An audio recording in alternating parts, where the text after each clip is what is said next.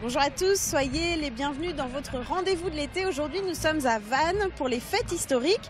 La recette, elle est simple, 1 millier de figurants, de l'histoire et des animations de rue.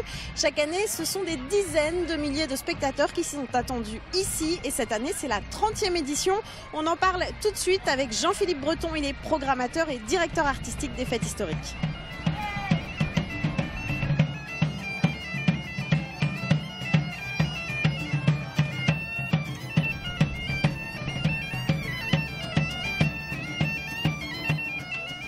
Voilà, on a donc retrouvé Jean-Philippe Breton, fondateur des fêtes historiques. Il y tient, également programmateur et directeur artistique. Bonjour.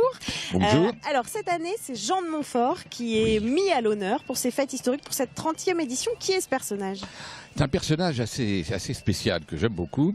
En fait, on l'appelle plutôt Jean IV, le duc Jean IV. Et Jean IV, à l'âge de 3 ans, il était en Angleterre. Il a vécu une bonne partie en Angleterre, mais il est revenu en France avec le comte de Buckingham et pour combattre les Français.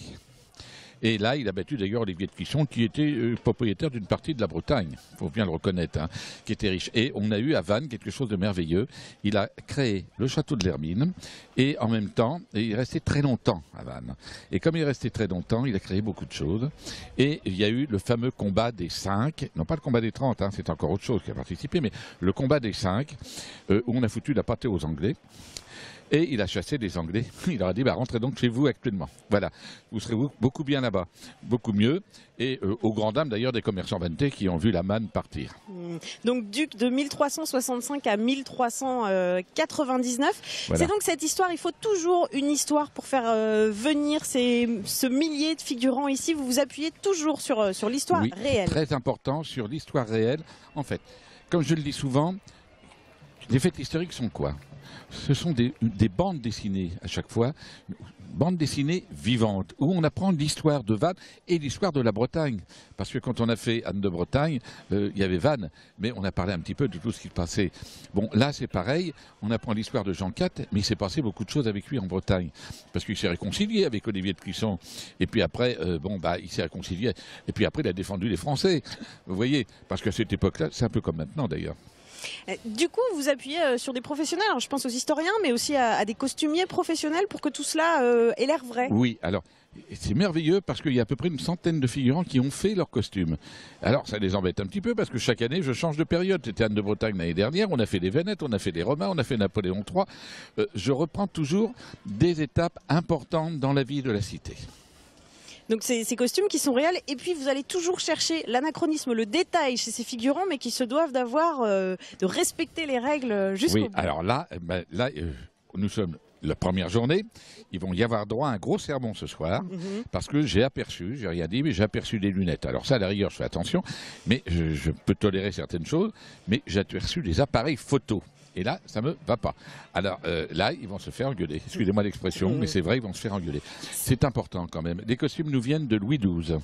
Louis XII, c'est des gens qui avaient fait des spectacles Renaissance à Cheverny, et ils ne font plus de son lumière, mais ils continuent, ils font des costumes chaque année. C'est toute une...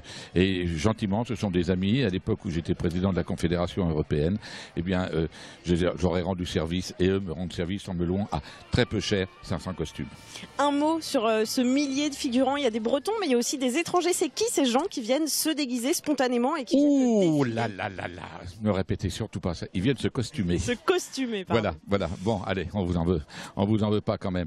Eh bien, écoutez, ils viennent d'abord, les figurants proprement dit, ils viennent d'un petit peu partout. Il y a des gens qui viennent de Nice actuellement, il y a des gens qui viennent d'Hennebon, il y a des gens qui viennent d'à côté de Brest. Et puis, il y a des groupes étrangers. Parce que depuis plusieurs années, on donne une dimension européenne. Donc on a des Espagnols, on a des Portugais, on a des Tchèques, on a des groupes italiens, on a des groupes belges, on a des groupes français et on a des groupes bretons. Bon, on va aller les rencontrer. Et d'Allemands, j'avais oublié les Allemands. Merci pour être complet. Voilà. On va aller les rencontrer, tous ces figurants. Ça, ce sera dans un instant. Merci beaucoup, merci à vous. Breton.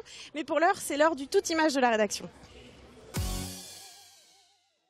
Que serait le 14 juillet sans feu d'artifice ? Que ce soit le 11, le 12 ou le 13 juillet, presque toutes les communes de France célèbrent la fête nationale dans une pétarade de couleurs scintillantes. Si la ville de Châteaulin a annulé son feu cette année pour des raisons budgétaires, ce n'est pas le cas de Plabennec, qui n'a pas réduit son budget d'une miette et compte bien offrir un beau spectacle aux habitants. D'ailleurs, les employés municipaux, formés au métier d'artificier, fignolent les installations au bord du lac. L'avantage qu'on a, en pouvant tirer assez près du public, c'est qu'il y a un bois derrière, on est un peu enclavé, ce qui fait que le public peut ressentir vraiment par le lac et tout ça, le son, les vibrations. Il est près du public en restant dans le périmètre de sécurité, en dehors du périmètre de sécurité. Et ça donne un effet, c'est beaucoup plus restreint comme endroit, ça donne un effet plus intime en fait. On essaie de faire assez simple, on part d'un feu de série qui existe dans les catalogues des fournisseurs et qui est lui pour le coup un petit peu moins important au niveau budget. Donc après on rajoute des options et quelques artifices pour embellir le feu. On adapte le feu un peu tous les ans à notre sauce. On a eu fait, par exemple, il y a un sol là-bas où on mettait ce qu'on appelle une cascade. Donc on l'a fait pendant 2 ans, on ne va pas le refaire cette année pour qu'il y ait des variantes même. On rajoute quelques bombes en arrière-plan et puis quelques tableaux, quelques compacts qu'on pose devant tout près du lac pour avoir un effet qui rend bien. Avec un budget annuel de 4 200 € pour ce spectacle tout en son et lumière, la municipalité perpétue une tradition qui ne s'arrête que lors des fêtes maritimes de Brest tous les 4 ans. Non, on ne va pas aller concurrencer les grands feux qui sont faits sur Brest. À ce moment-là, on sait très bien que la population va plus sur les quais du port de commerce pour participer aux fêtes maritimes. Donc ce n'est pas la peine entre parenthèses, de gaspiller de l'argent à ce moment-là. Ce mardi soir, plus de 2000 personnes sont attendues au lac de Plabennec. Durant 20 minutes, tous auront les fesses dans l'herbe et les yeux tournés vers le ciel. Les épreuves nautiques des JO 2024 se dérouleront-elles à Brest? La métropole est en lice avec 6 autres villes côtières. Une commission examine les points forts de ces lieux où pourraient se dérouler les épreuves nautiques si Paris était choisi comme ville olympique dans 9 ans. La semaine dernière, 5 juges visitaient Brest pour jauger des atouts de la métropole. Ils ont été surpris, agréablement surpris de la visibilité par le grand public de la terre, soit du polder de Brest, soit de la presqu'île de Plougastel, du plan d'eau, donc visibilité directement sur les zones d'évolution des bateaux. Et puis on a montré également le site olympique proprement dit, c'est-à-dire le port du Moulin Blanc. Du côté des sportifs, nombreux sont ceux qui souhaitent voir les épreuves se dérouler dans leur ville fétiche. Pour les Jeux Olympiques à Brest, qui est d'accord ? À la Bervrac, nous rencontrons le navigateur Gilda Morvan qui soutient la candidature de Brest aux JO 2024. Pour moi, les Jeux Olympiques, c'est quelque chose de très fort. J'ai participé aux Jeux Olympiques d'Atlanta en 96 et j'en garde un énorme souvenir. Donc, dans la voile aussi, c'est le summum, les Jeux Olympiques. Donc, pour moi, ça serait quelque chose de fort de pouvoir accueillir les Jeux Olympiques à Brest. Brest est un plan d'eau assez compliqué, assez tactique, assez stratégique, avec du courant, du vent régulier, la proximité des côtes pour pouvoir voir les Jeux Olympiques d'assez près. Pour moi, c'est quasiment un stade nautique, Brest. Pour convaincre, Brest doit devancer hier Marseille, Le Havre, La Rochelle ou encore le département du Morbihan, avec notamment les sites de Quiberon et de Lorient réunis. L'histoire de ce port de pêche et de la pêche en général en Pays Bigoudin, puis surtout parler des anecdotes de la vie de marin, la vie de tous les jours. Sur le port de l'Échiagat, on se fait conter des histoires de marins.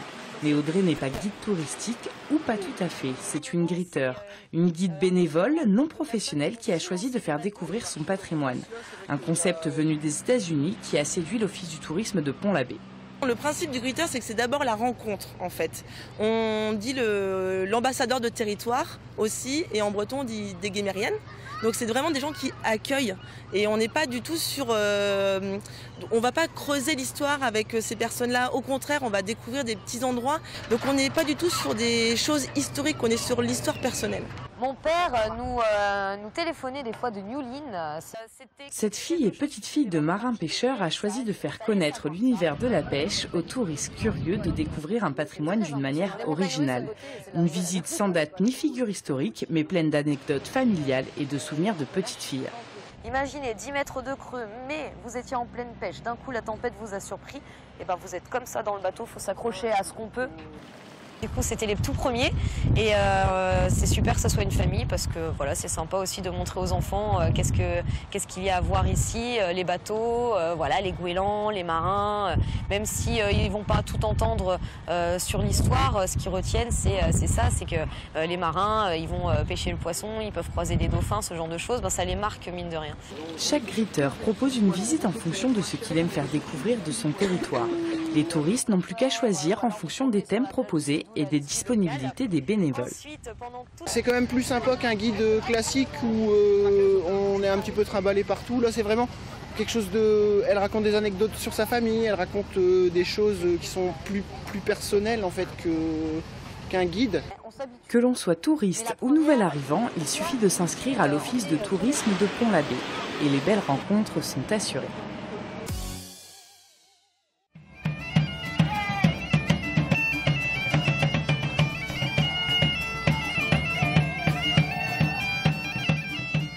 Voilà, on se retrouve au milieu du défilé, en compagnie notamment de Gwen, Élise et Bruno, qui est juste derrière nous.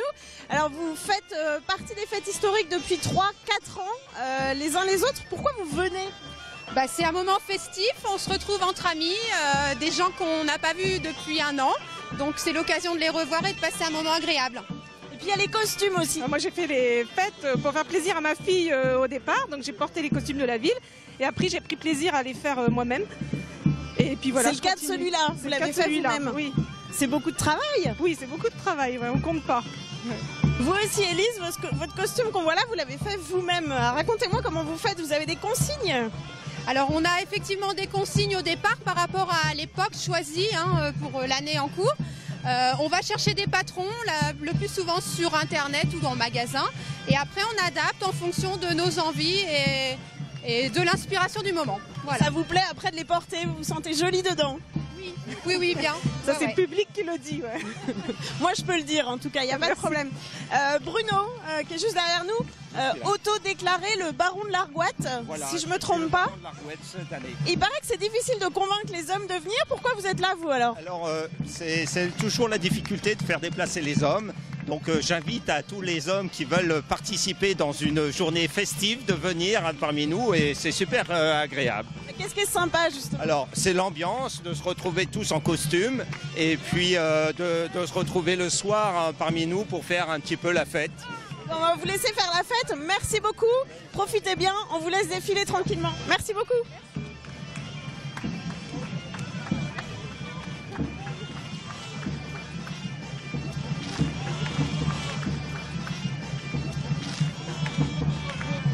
Voilà, on arrive au terme de cette émission. Merci beaucoup de nous avoir suivis à Vannes. Les fêtes historiques se poursuivent ce mardi soir avec des défilés, des animations de rue et bien sûr en clôture le feu d'artifice. Je vous souhaite une excellente soirée. Je vous dis à très bientôt.